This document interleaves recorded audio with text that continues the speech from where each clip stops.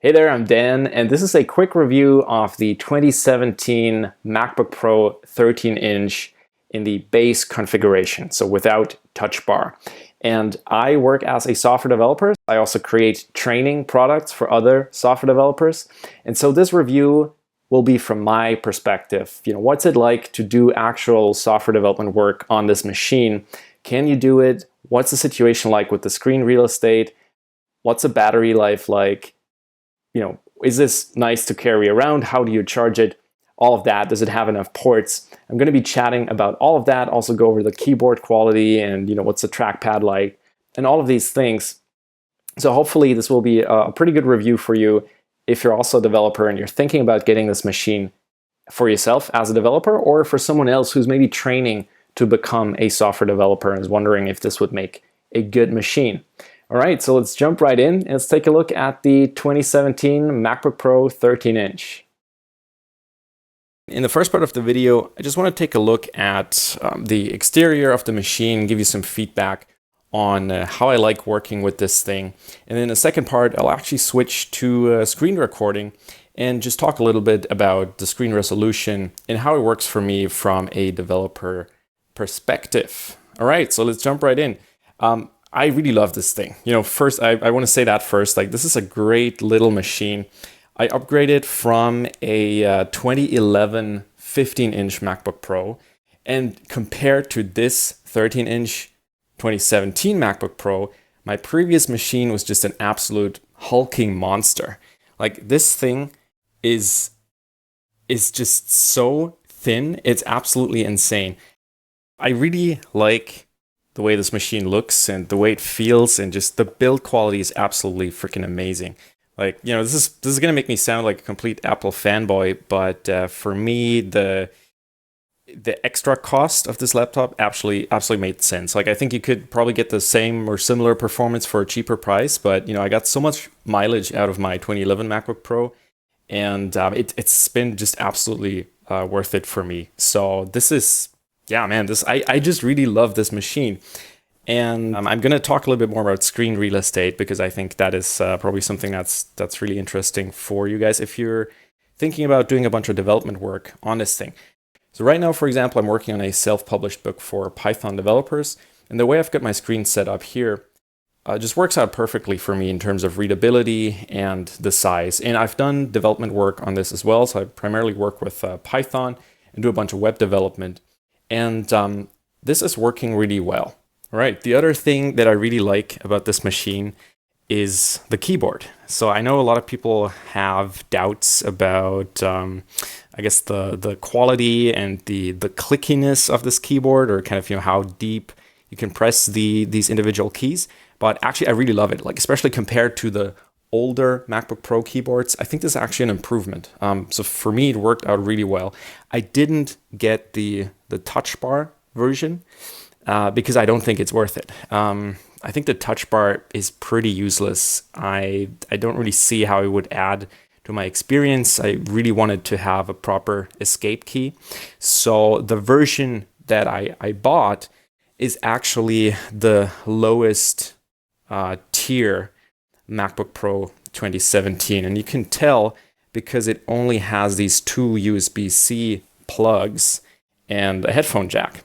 Okay, so I know a lot of people don't like the USB-C ports. I'm kind of on the fence about them, and basically what it means is that you only have these two ports on the base model 13-inch, and I think the bigger ones, or the ones with Touch Bar, they also have two more USB-C slots on the right-hand side. So basically what it means is that now, instead of having a regular USB port, you get this USB-C port that you need to transform into a regular USB 3.0 port if you want to plug in your existing peripherals. And these adapters, they cost a ton of money. And you need a different adapter for, if you want to plug in HDMI, that's like $80 or $90 adapter. This thing was $20 or $25. And if you want to plug in DisplayPort for an external monitor, then that's yet another adapter. So this adapter game here is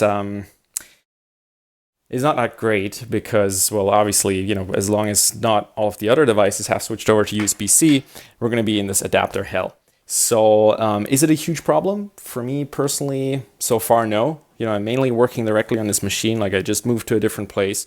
So I don't have a separate, like a separate screen and like a separate workstation set up. So really all I do is, plug in the power occasionally when I need to charge this thing. And it's been pretty good on battery life, honestly. I mainly work in Python, so for me there isn't like constant compiling going on. So I guess that maybe makes it a little bit easier for the battery to last a little bit longer. But it hasn't really been a problem with the battery life. I've been very happy with this thing. And what's kind of cool is that you can plug in the charger into any one of these ports, which wasn't really possible before. So if you get the bigger version, you can also plug it on the right-hand side, which could be nice sometimes too. Okay, there's two more things I wanted to talk about before we jump into the screen real estate session. It's kind of hard to find good sleeves for this thing. And I didn't want to spend, $100 on like a sleeve like this. So I found this one by a company called TomTalk. And this is actually a 11-inch to 13-inch laptop. So it's on the smaller side, but it's apparently, based on the research that I did, that's the only sleeve that really fits this laptop that doesn't cost a fortune. So this was relatively cheap. I think it was like $19 or $18 on Amazon. And I'm really happy with the build quality. So I'm going to link that in the description if you want to get the same one. It's, let me show you. It's nice and fluffy. It has this like little pouch that you can use to protect against the zipper. And just, basic sleeve here. That seems to work really well. So why did I get the base model? Well, I got the base model and then bumped up the RAM and the SSD space to the maximum. So I got 16 gigs of RAM and I got 12 gigabytes of storage, because to me that's more valuable than getting like a 5 or 10% CPU speed increase. So actually when you compare the performance numbers there, in my mind, it doesn't make sense to go on to do a CPU upgrade on the 2017 MacBook Pro if you're using a 13-inch version. So, all you're getting is a dual core with hyperthreading, and bumping the processor to the next tier, it doesn't really seem to make a huge difference in benchmarks, but it actually makes quite a big difference financially. So for me, it wasn't worth it.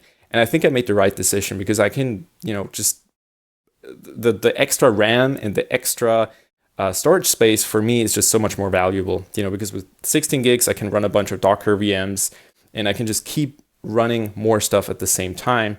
And I don't have to worry about running into the limits there. Some people say 32 gigs would be nice to have. For my workflow and my workload, it doesn't really make a difference.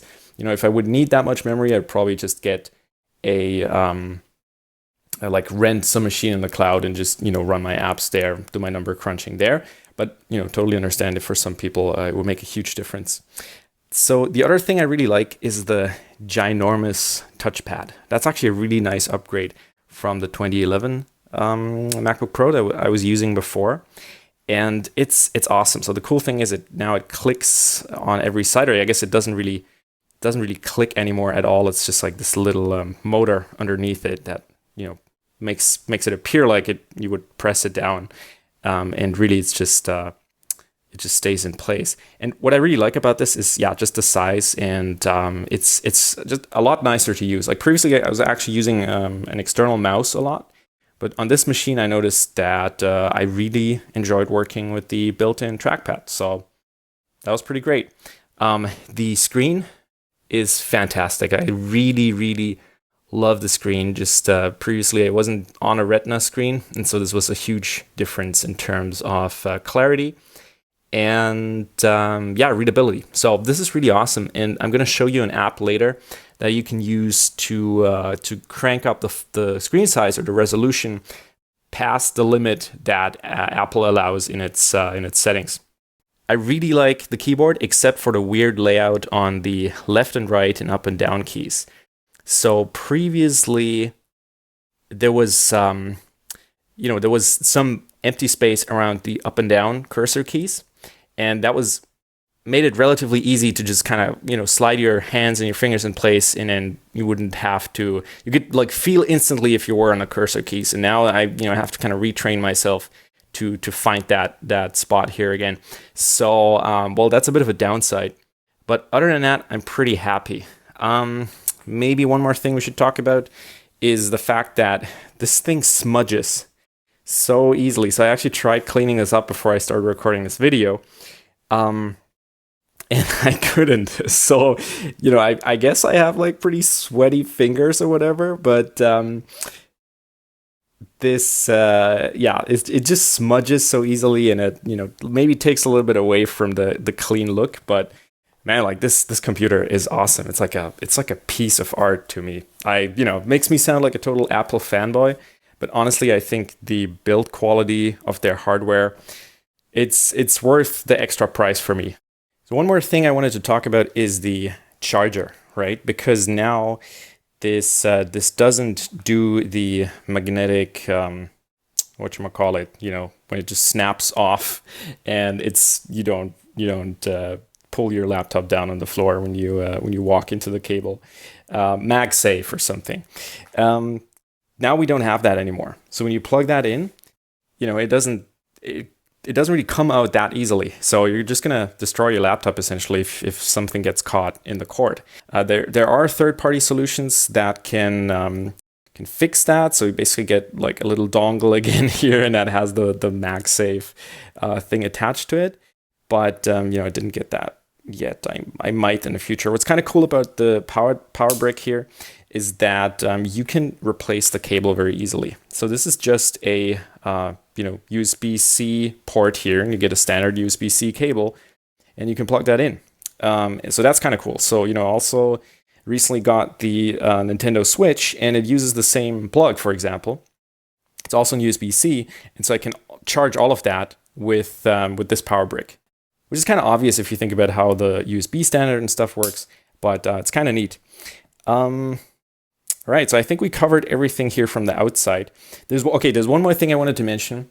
So I have a monitor that uses DisplayPort, or I guess mini DisplayPort. Now, of course, I can't plug that in here, right? So I'm going to need an adapter to do that. So I went to the Apple store and asked them what kinds of adapters they had available, and they said, well, there is a DisplayPort adapter, but it is a Thunderbolt adapter. So this is only going to work with an Apple display. Now, I don't think it's worth it paying for an Apple display. So I have like a Dell display, a Dell monitor, and it wouldn't work with this adapter. So technically, there's no way to plug in a DisplayPort monitor into this computer, which is kind of upsetting. So I think the way my screen resolution works out on that monitor I already own, I can power it, or I can drive it through HDMI as well. But the problem is, if you have, let's say, like a 4K monitor, if you power it over, or if you drive it over HDMI from this machine, you will only get a 30 hertz refresh rate. So on my monitor, I think it has like a 2500 by something resolution. I get the 60 hertz update. I haven't tried it yet, but I think I should be able to get that. Now, if you have a high resolution, you're only going to get the 30 hertz update. And personally, I couldn't work on a 30 hertz refresh rate doing any kind of work, with an external monitor. So this is kind of shitty, and I hope they're going to change that in the future. I mean, there's got to be some way to make this work adapter-wise, but, it might just cost a bunch of money. So this is definitely one downside of this machine, where it's, I guess, like on the cutting edge plug-wise there. But there's just not enough adapters, and all of the existing peripherals don't yet use the new standard. So that's definitely something to keep in mind. But other than that, I'm very happy with this machine. And now I'm going to jump in and switch to screen recording, and then show you a little bit about how I set up my screen and kind of what screen real estate is available to you. All right, so let's take a look at that. All right, so we're back, and I'm recording this in an app called ScreenFlow. So it's a screen recording software that I use. I produce a bunch of Python training and courses and training for other software developers. So I work with this a lot. And now I'm using it to show you the kind of screen real estate you can expect from this machine. Like I said, I switched from a 15-inch MacBook Pro 2011, which had a 1680 by 1050 resolution, to this machine. And that means I went a step up in terms of resolution. So this machine has an interesting setup in terms of display. Like Apple calls it a Retina display. It's just like a really high resolution display. And the way they drive it is that by default, you don't get access to the full resolution this display provides. So there are different scaling modes available, and Apple adjusts the UI, or macOS adjusts the UI, so that you still get large enough text, and everything is rendered in like the double or quadruple the amount of pixels, right? So everything looks a little bit nicer and sharper, but the downside is that you can't really access these crazy resolutions there. So kind of the highest I can crank it up with the standard Apple settings is to 1680 by 1050. And I don't know what's going to happen to my recording when I do that, but let's just try it. All right, so it looks like ScreenFlow actually handles the resolution change pretty well. So what that means, the more space setting here, I'm pretty much looking at the exact same resolution that I previously had on my 15-inch MacBook Pro. And this is still pretty usable. I mean, obviously everything will be a little bit smaller because it's only a 13-inch screen on this machine. But kind of the setup that I usually use when I'm just working on the laptop is that I have my output on the left. So in this case, I'm working on a book. So I've got my output on the left. If I was working on a web app, I would have my browser open here on the left-hand side. And then on the right-hand side, I have my editor. And the way I've got this set up is I use a tool called SizeUp that is like a window manager for macOS. And I have predefined settings there where I can just align my windows in a way where it makes sense for me to work with them. So I've got my terminal window down there, I've got my Sublime Text window here, and I've got my output on the left, and I can kind of, read that and browse around here. And that's a setup that works really well for me. I also do a lot of writing in full screen and a lot of editing in full screen mode just to get rid of the distractions. So that's a really sweet setup for me. And now the other thing I want to show you, because you may have noticed this still isn't a full HD resolution. And so if you're doing any kind of screen recording like I am, I want to have my output is always going to be full HD 1080p resolution. The problem is if I record the screen as full screen, then it doesn't match up with the aspect ratio, right? So the Apple MacBook screen has a different aspect ratio than the 16:9 1080p resolution. And there is the solution that I've found is this tool. There's a number of tools that allow you to change the resolution of the display beyond the settings that the Apple display allows. And I'm using one that's called EasyRes. You can just get that for free on the App Store, I believe. So basically, what you can do with it is you can go beyond the Retina resolutions and access the one-to-one pixel mapping resolution that's available on the display. So that way you can access the full pixel resolution in your workspace. So what I can do here, I can crank this up to 288 by 1800. And this might actually blow up my screen recording again. Nope, seems to hold up. And I can do that. And then of course I could rearrange my editing environment here and adjust the font sizes to get the same, a similar result. But you can see here that all of the other UI elements are now actually way smaller. So why am I showing you this? Well, what this allows me to do is to record at a full 1080p resolution. Because now, if I use about this size or something, I have like an overlay that I use to get the exact size. And I should probably write some scripts to just align my windows correctly. I have this area here that I can record. It's going to be in full 1080p resolution. and I still have some space around to keep my notes and stuff. So now I basically have a full recording studio that I can take on the go with me, which is pretty great, which wasn't possible previously with the 2011 MacBook Pro. So yeah, I guess that was a little detour into screencasting and whatnot, but yeah, in terms of programming performance, I'm pretty happy with the screen real estate.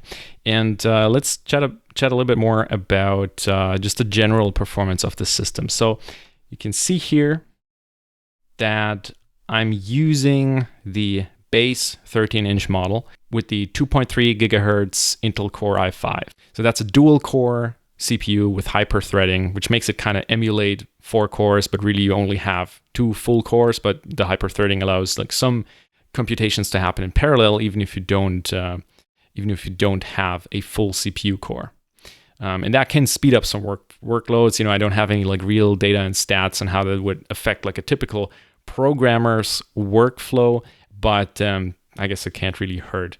And I gotta say, like performance-wise, I'm very happy with this machine.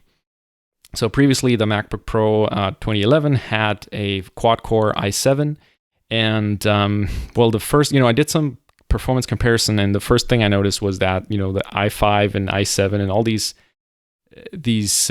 names that Intel gives their CPUs these days, they don't mean anything. So there's huge differences between an i5 on mobile and an i5 on desktop, and an ultra low power CPU and an i7. Like it doesn't mean anything. It's very hard to estimate the performance differences, even if chips have the same operate at the same frequency.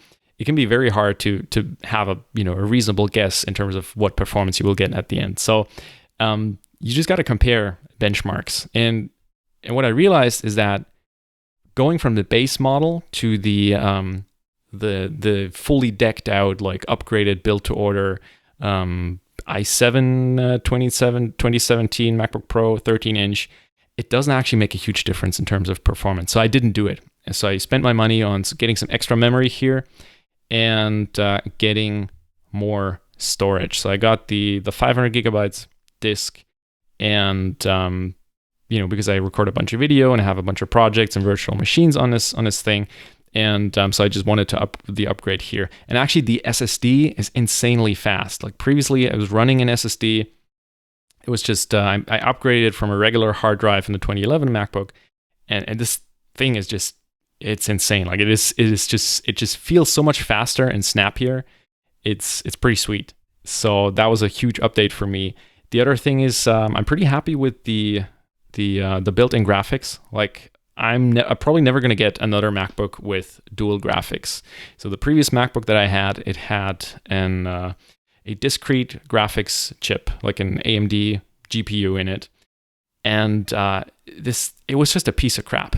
There was like a recall and an extended repair program because the GPU would cause all kinds of trouble, and every time that happened, you would have to get the main board, the logic board, exchanged. So it's not like you can just replace the GPU. And on a laptop, I think that's just an extra point of failure. So I expect to get a lot of mileage out of this laptop. And so I was like, yep, the built-in GPU is fine. If I want to play games, well, I can play on a console or build a Windows PC or something for that. I don't have to do it on my work machine. And so going from the 2011 MacBook Pro to this machine, it really feels like a considerable upgrade. Plus, it is so freaking portable. So I can bring that everywhere when I'm traveling. And I can, I can just work on this machine wherever I go, and it's beautiful. I really enjoy working on this laptop. All right, so that was my rambly review of the 2017 MacBook Pro 13-inch in the baseline configuration without Touch Bar from a developer's perspective. So if you've got any extra questions that you want me to answer, and just leave a comment below. If you want to learn Python with me, then check out my YouTube channel. I crank out a lot of Python tutorials and tips for developers. And if you're interested in that, you're very welcome to join us. All right, take care.